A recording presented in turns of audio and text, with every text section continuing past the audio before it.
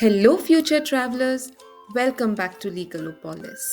In today's video, we are diving into a recent court judgment that's making waves in the immigration world. This case involves Save Jobs USA's challenge to a rule allowing H-4 visa holders, that is, the spouses of H-1B workers, to work in the United States. The outcome of this case has significant implications for immigrant families and the tech industry. Let's dive into what the court decided and what it means moving forward. Stay tuned and let's get started. Now, friends, let's first understand the background of this case.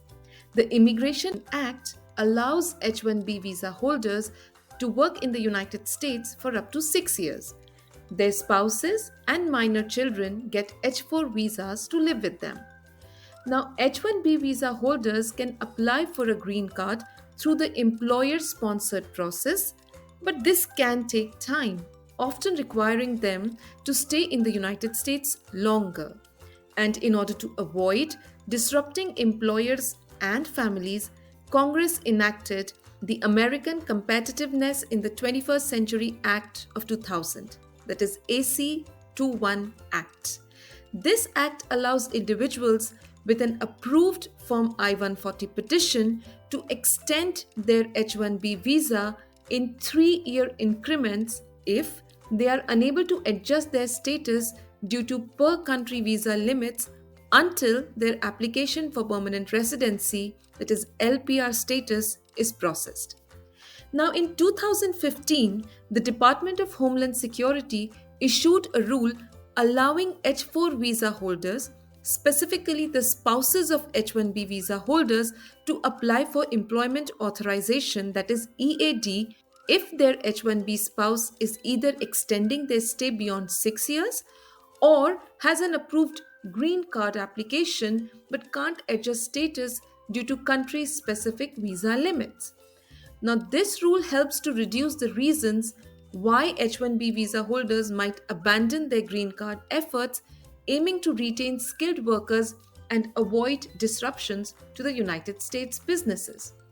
Now, at the same time, Save Jobs USA challenged this rule, arguing that the Department of Homeland Security, that is DHS, exceeded its authority under the Immigration and Nationality Act by permitting unrestricted employment for H-4 spouses. Save Jobs USA is an organization that represents US workers, particularly those in the tech industry, and has been involved in legal challenges against government rules and policies that they believe harms American workers. And hence, on 23rd of April 2015, they initiated a legal action in the United States District Court for the District of Columbia, challenging the H-4 rule.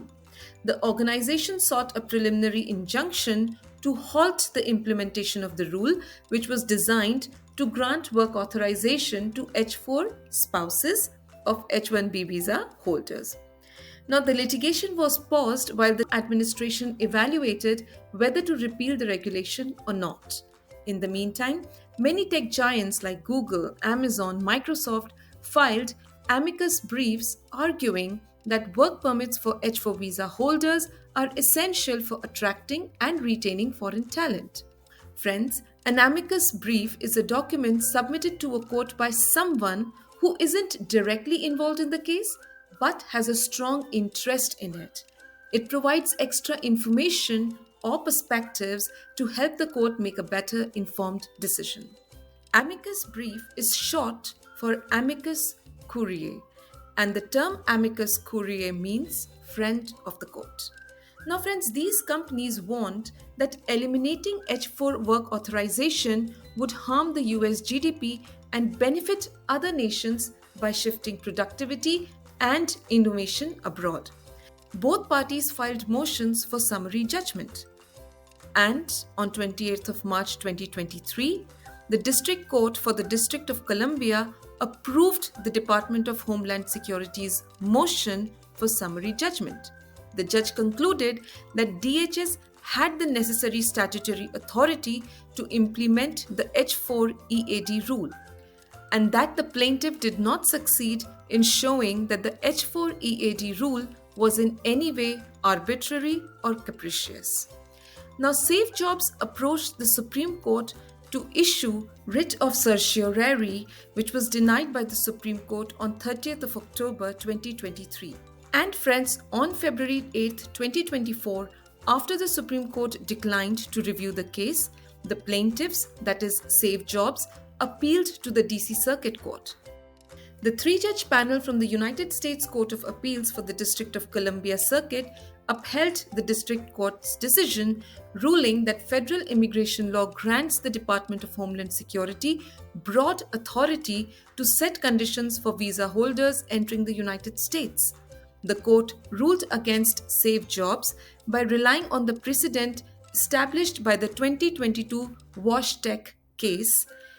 And in the Washington Alliance of Technology Workers case, the court confirmed DHS's authority to permit international students on F1 visas to work in the US through optional practical training program after completing their coursework for a limited period of time, stating that the Immigration and Nationality Act gives DHS the power to set employment terms for non-immigrants.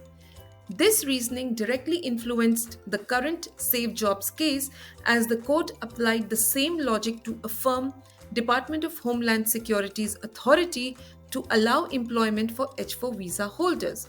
The judges noted that Safe Jobs USA made little effort to challenge the interpretation of WashTech, leading to the decision to uphold the summary judgment in favor of DHS, with the WashTech ruling serving as the key basis for their conclusion. Safe Jobs USA versus DHS is one of the cases that were decided after the end of the Chevron defense. Now, the Supreme Court's decision in Loper Bright Enterprises versus Raimondo on 28th of June 2024 overturned Chevron, which had previously required courts to accept and follow an agency's reasonable interpretation of ambiguous statutes. This meant that if a law was unclear, courts had to defer to the agency's explanation as long as it was reasonable. Now, despite this shift, the DC Circuit upheld the regulation allowing work authorization for H-4 spouses. The court noted that Chevron was not needed for its decision because the Immigration and Nationality Act provisions involved were already clear and unambiguous. Friends, this case illustrates that even without the Chevron defense, courts can still uphold regulations if the statutory language is straightforward and does not require agency interpretation. Friends, we'll dive into Chevron defense and the WashTech case in more detail in an upcoming video. These cases highlight the challenges of balancing labor market needs, immigration policy, and federal authority. They show how courts interpret laws and review agency decisions, emphasizing the need for clear legislation and careful judicial oversight in shaping immigration rules.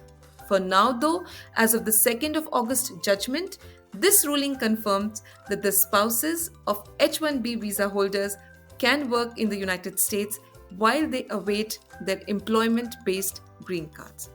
Friends, if you found this video helpful, please give it a thumbs up and consider subscribing for more helpful content on US immigration. I wish you all the very best in your upcoming visa processing. May your application be met with success, and until next time, safe travels!